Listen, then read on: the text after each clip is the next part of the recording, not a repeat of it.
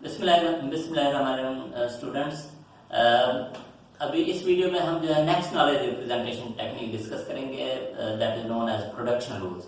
Basically production rule is logically if then construct, if condition then perform these actions. और ये जो knowledge representation technique है artificial intelligence के शुरू के डेज में ये बहुत ही फेमस जो है हुई थी to develop different types of systems. XCON एक सिस्टम बनाया गया था using OPS 5 official production system 5 language में, जो कि बहुत ही सक्सेसफुल रहा था। और उसमें जो है नॉलेज को, प्रोसीजरल नॉलेज को in the form of production rule जो है वो स्टोर किया गया था। सिमिलरली मेरा जो अपना पीएचडी का सिस्टम मैंने बनाया था वो भी रूल बेस्ड सिस्टम था, उसमें भी प्रोसीजरल नॉलेज को, एक्शन को हमने in the form of production rule जो है हमने स्टोर किया था।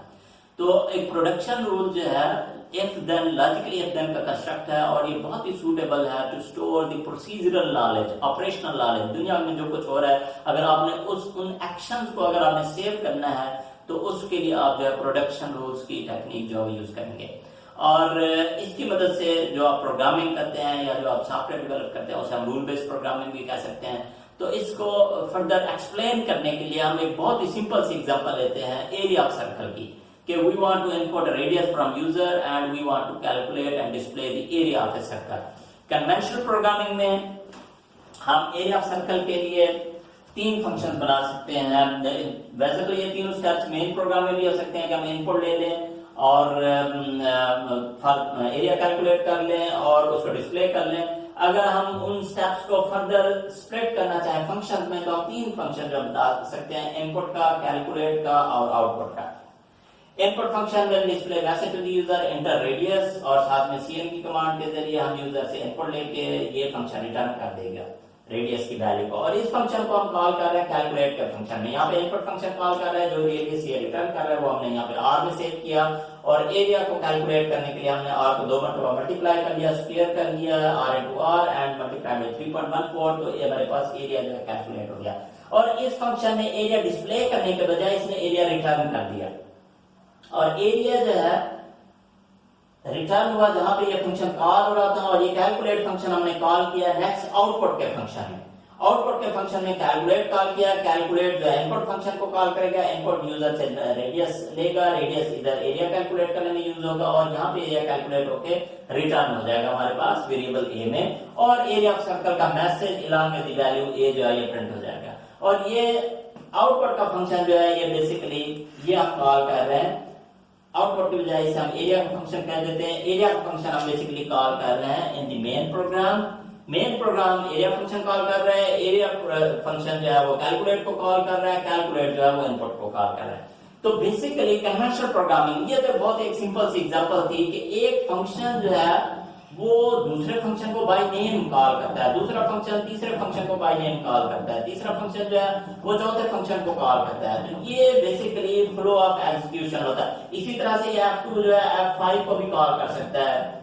तो फंक्शंस जो है एक दूसरे को बाय नेम जो है कॉल करते हैं कन्वेंशनल प्रोग्रामिंग में। और ये सारा कोड जो है प्रोग्रामर्स लिखते हैं। और नॉर्मली अगर ये फंक्शन हमारे ज्यादा होते जाए, इनको हम क्लासेस में भी बेशक ऑर्गेनाइज कर लें तो हमारा सॉफ्टवेयर जो है बहुत ज्यादा कॉम्प्लेक्स होता जाता है। और इसमें एक डिसएडवांटेज जो है वो ये होता है कि एक फंक्शन को रिप्लेस करना दरमियान में से, अगर मैं इसे रिप्लेस करना चाहूँ F3 को F6 से, तो इसे रिप्लेस करना इतना आसान नहीं है। जहां जहां पे ये फंक्शन कॉल हो रहा है हर जगह पे मुझे इसका जो है नाम चेंज करना पड़ेगा। और जहां ये जिन फंक्शन को कॉल करना है ऑब्वियसली उनको भी इसमें जो है मुझे कॉल करना पड़ेगा। तो ये एक तरह से थोड़ा सा जो है डिफिकल्ट वे ऑफ प्रोग्रामिंग है, ज्यादा फ्लेक्सिबल नहीं है। On the other hand, अगर यही एरिया ऑफ सर्कल वाली एग्जांपल अगर हम using rule based programming in the form of production rules अगर हम इसे रिप्रेजेंट करें तो हम इसके 3 सिंपल रूल्स बना लेंगे, 3 रूल बना लेंगे। इनपुट का rule, a rule is logically if then construct, तो ये इसका कंडीशन पार्ट है जिसमें स्टार्ट का symbol as a fix symbol as a condition दिया गया है। एरो का सिंबल जो है ये सेपरेट कर रहा है कंडीशन को और आगे एक्शंस को। इसी तरह से हमने कैलकुलेट का रूल बनाया जिसमें कंडीशन में रेडियस और आगे एंगल ब्रैकेट्स में हमने सिंबल लिखा हुआ है जो कि लॉजिकल वेरिएबल को रिप्रेजेंट कर रहा है, वेरिएबल एक्स। ये कंडीशन पार्ट हो गया और एरो के बाद ये एक्शन पार्ट हो गया जिसमें हमारे पास 2 स्टेटमेंट्स हैं। सिमिलरली आउटपुट का रूल हमने बना लिया, उसमें एरिया जो है सिंबल है और साथ में हमने एक लॉजिकल वेरिएबल भी दिया हुआ है, ये कंडीशन पार्ट हो गया, और ये एरो हो गया to separate the conditions, there can be multiple conditions in one rule from the actions. तो बेसिकली इसी काम को, एक ही काम को हमने जरा डिफरेंट तरीके से सूडो कोड में हमने लिख दिया है। आपका इनका सिंटैक्स है, आप इसे सूडो कोड समझ लें, सूडो कोड में हमने इसे जो है वो लिख लिया है। असल बात जो है रूल बेस्ड प्रोग्रामिंग में वो इसका सिंटैक्स नहीं है कि आपने इसे किस तरह से लिखा है। असल बात यह है कि इनका एग्जीक्यूशन मैकेनिज्म आप देखें कि ये फर्ज करें एक रूल है हमारा जिसका नाम इनपुट रूल है, ये दूसरा रूल हो गया, ये तीसरा रूल हो गया। इसी तरह कंप्लीट सिस्टम में हंड्रेड्स ऑफ रूल्स हो सकते हैं। अब इसमें आप देखें कि कोई भी रूल बाय नेम दूसरे रूल को कॉल नहीं कर रहा। तीनों रूल जो है बेसिकली आपस में इंटरैक्ट करेंगे वाया ए कॉमन मेमोरी, जिसे हम बोलते हैं वर्किंग मेमोरी। वर्किंग मेमोरी के जरिए ये इंटरैक्ट करेंगे। हर रूल अपनी कंडीशन जो है वहां से मैच करेगा। अगर वर्किंग मेमोरी में उसकी कंडीशन मैच हो रही है तब वो रूल जो है एग्जीक्यूट हो जाएगा, और जिस रूल की कंडीशन मैच नहीं होगी ऑब्वियसली वो रूल जो है उसका देन पार्ट एग्जीक्यूट नहीं होगा। तो इस स्ट्रक्चर में जो एडवांटेज है वो ये है कि अगर आप किसी भी रूल को रिप्लेस करना चाहें without knowing the names of the other rules, you can just replace this rule 2 with rule 5 or rule 4 whatever you want। तो इसमें से किसी रूल को आप रिमूव करना चाहें रिमूव कर सकते हैं, रिप्लेस करना चाहें रिप्लेस कर सकते हैं। This is a flexible way of programming. तो एक डिफरेंस तो ये हो गया कि rules directly by name interact नहीं करते बल्कि एक थर्ड वर्किंग मेमोरी के जरिए इंटरैक्ट करते हैं, और ये रूल्स को जो एग्जीक्यूट करने का काम है वो एक कॉमन सॉफ्टवेयर का काम होता है जो कि इन रूल्स को चला रहा होता है। उसे हम कह सकते हैं प्रोसेसर या inference engine. Basically inference engine, inference engine is a piece of code to execute, to apply, to try these rules continuously again and again। पहली केस स्टडी जो हम जीपीएस की देखेंगे उसमें आप देखेंगे कि हमारा जो इन्फ्रेंस इंजन का कोड है ये फिक्स्ड है, जबकि रूल्स हम अपनी मर्जी से जितना मर्जी रूल्स हम ऐड करना चाहें ऐड कर सकते हैं। जितना हम ज्यादा रूल्स ऐड करते जाएंगे उतनी हमारी सिस्टम की फंक्शनैलिटी और पावर जो है वो इनहैंस होती जाएगी। मेजर डिफरेंस एक तो ये हो गया कि इनका कॉलिंग मैकेनिज्म जो है थोड़ा सा डिफरेंट है कि ये रूल्स डायरेक्टली कॉल नहीं करते एक दूसरे को, बल्कि वर्किंग मेमोरी के जरिए इंटरैक्ट करते हैं। जबकि फंक्शनल प्रोग्रामिंग में, चाहे ऑब्जेक्ट ओरिएंटेड प्रोग्रामिंग हो, कन्वेंशनल प्रोग्रामिंग में मेथड, फंक्शंस, ऑब्जेक्ट्स एक दूसरे से डायरेक्टली इंटरैक्ट करते हैं।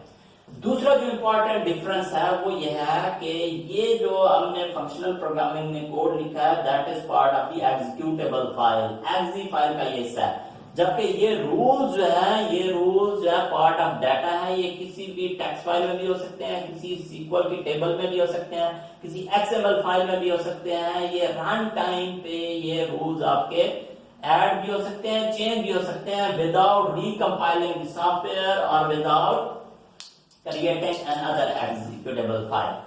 तो ये मेन बेसिकली जो है डिफरेंस है कन्वेंशनल प्रोग्रामिंग में और रूल बेस्ड प्रोग्रामिंग में कि rules are part of data and while the in conventional programming functionality is part of code। तो इसकी वजह से रूल बेस्ड सिस्टम जो हमारा बहुत ही फ्लेक्सिबल, इजी टू चेंज और प्रॉब्लम सॉल्विंग के लिए बहुत ही जो है वो आसान होता है। इनका कंपैरिजन जो है नोट्स में, लेक्चर नोट्स में दिया गया। आप जो है जितना आपको समझ आए जरा गो थ्रू कर लीजिएगा। अभी हम इसकी वर्किंग को समझने के लिए हम जो है इस वाले एग्जांपल को ट्रेस करते हैं। ये वाला एग्जांपल एरिया ऑफ सर्कल के एग्जांपल हमने जो है बहुत दफा ट्रेस किया प्रोग्रामिंग के कोर्स में, स्पेशली इससे बड़ी बड़ी डिफिकल्ट एग्जांपल जो है वो आपने ट्रेस की हुई है। अभी हम जो है रूल्स बेस्ड सिस्टम, ये रूल्स को जो है वो ट्रेस करते हैं और थोड़ा सा इनका जो है ये जो वर्किंग मैकेनिज्म है ये हम अंडरस्टैंड करते हैं। ओके स्टूडेंट्स, अभी एरिया ऑफ सर्कल के एग्जांपल रूल बेस्ड प्रोग्रामिंग में हम जो है इसे अंडरस्टैंड करते हैं। अंडरस्टैंड करने के लिए हम इसे ट्रेस करते हैं। हमारे पास दो हिस्से हैं, एक हमारी आउटपुट विंडो या कमांड प्रॉम्प्ट है और दूसरा हमारे पास ये वर्किंग मेमोरी है। मेमोरी हमें ऑब्वियसली नजर नहीं आती, लेकिन डाटा को स्टोर करने के लिए, टेम्परेरी स्टोर करने के लिए हम यूज करते हैं। आउटपुट विंडो पे सबसे पहले हम जो है इंसर्ट की कमांड यूज करते हैं। इंसर्ट कमांड जो है वर्किंग मेमोरी में जो भी डाटा हमने इंसर्ट करना हो, फर्ज करेंगे कमांड जो है मेमोरी में डाटा को इंसर्ट करके हम जो है स्टार्ट का सिंबल जो है इंसर्ट कर देते हैं मेमोरी में। तो जब ये कमांड एग्जीक्यूट होगी तो हमारे पास मेमोरी में स्टार्ट का सिंबल इंसर्ट हो जाएगा। इसके बाद रूल बेस्ड प्रोग्रामिंग में, रूल बेस्ड प्रोडक्शन सिस्टम्स में, सॉफ्टवेयर में एक कमांड अवेलेबल होती है रन की, जो कि इन्फ्रेंस इंजन को, सॉफ्टवेयर को जो है एग्जीक्यूट कर देती है, एक्टिवेट कर देती है, और इन्फ्रेंस इंजन जो है वन बाय वन सारे रूल्स को चेक करता है कि किस रूल की कंडीशन जो है इस वक्त मेमोरी में जो है वो ट्रू हो रही है। अभी पहले रूल को देखें, इसकी कंडीशन में स्टार्ट का सिंबल लिखा हुआ है जो कि जान के हमने ऑलरेडी मेमोरी में इंसर्ट किया है। दूसरे रूल की कंडीशन में रेडियस का सिंबल और आगे लॉजिकल वेरिएबल है, ये इसकी कंडीशन है। तीसरे रूल की सिंबल में एरिया का सिंबल और वेरिएबल ए, लॉजिकल वेरिएबल को हम एंगल ब्रैकेट से रिप्रेजेंट कर रहे हैं, ये किसी भी एक चीज से जो है मैच हो सकता है।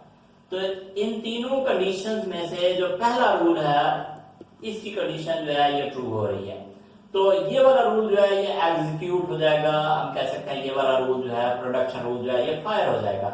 इसकी रूल में, इस रूल के देन पार्ट में after the arrow there are 4 statements, 4 commands हैं। पहली कमांड है राइट की। राइट वाली कमांड आउटपुट विंडो पे हम अज्यूम कर रहे हैं कि मैसेज डिस्प्ले करेगी। जो भी हमने यहाँ पे मैसेज लिखा हुआ है, हमने मैसेज लिखा हुआ है एंटर रेडियस का, तो यहाँ पे स्क्रीन पे एंटर रेडियस जो है ये प्रिंट हो जाएगा।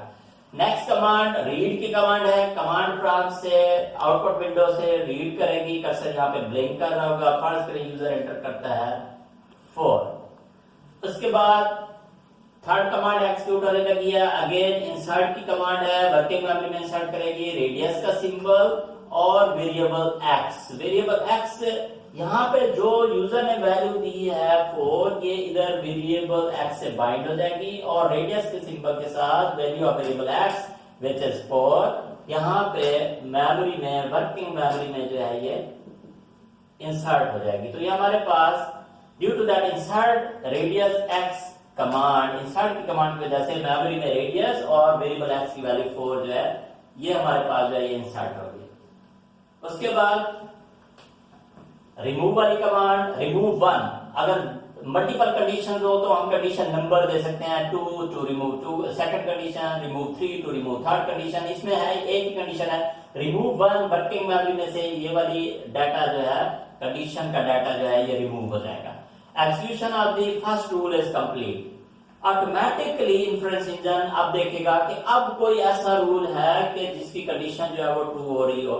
स्टार्ट वाला सिंबल अब वर्किंग मेमोरी से इरेज हो चुका है, वो नहीं है। रेडियस और वेरिएबल एक्स, यहाँ पे रेडियस और 4 है, ये 4 जो है ये इस लॉजिकल वेरिएबल एक्स से बाइंड हो सकता है। रेडियस वाला सिंबल जो है ये रेडियस से जो है मैच हो जाएगा, रेडियस वाला सिंबल रेडियस से मैच हो जाएगा।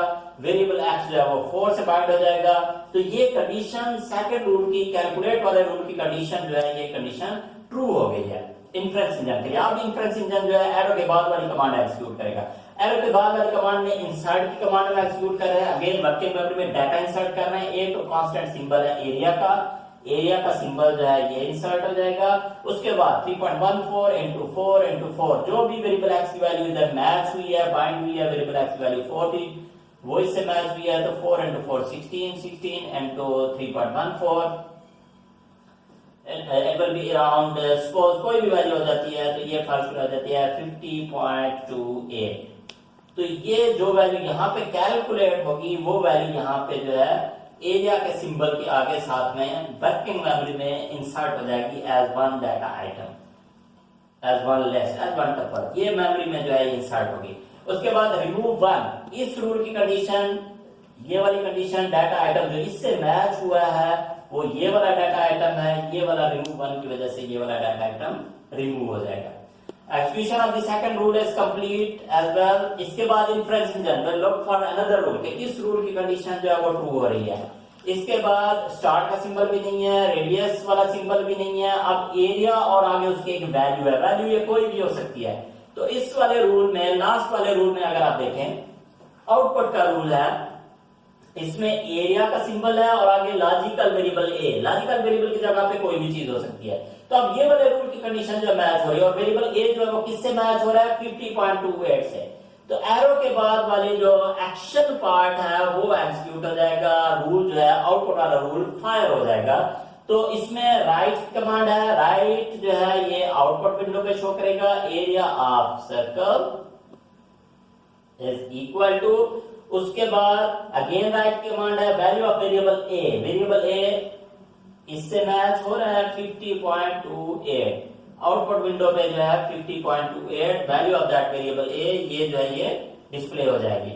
उसके बाद रिमूव 1 की कमांड एग्जीक्यूट होगी, जो डाटा आइटम इस कंडीशन से मैच हो रहा है वो रिमूव हो जाएगा। वर्किंग मेमोरी में ये वाला डाटा आइटम मैच हुआ है तो ये यहाँ से जो है ये रिमूव हो जाएगा। उसके बाद इन्फ्रेंस इंजन देखेगा कि कोई ऐसा रूल है जिसकी कंडीशन जो है जिसका डाटा वर्किंग मेमोरी में मैच हो रहा हो। वर्किंग मेमोरी में हमारे पास एम्प्टी है, कोई डाटा नहीं है, तो inference engine will automatically stop अगर कोई रूल जो है मैच नहीं हो रहा।